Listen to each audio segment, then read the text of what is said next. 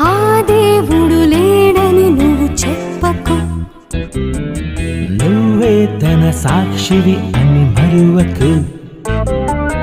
ఆ దేవుడు లేడని నువ్వు చెప్పకు, నువ్వే తన సాక్షివి అని మరువకు. కొండ చేసిన కుమ్మరివాడు లేడని అనకు, కన్న తండ్రితో కనలేదని చెప్పవు తనకు.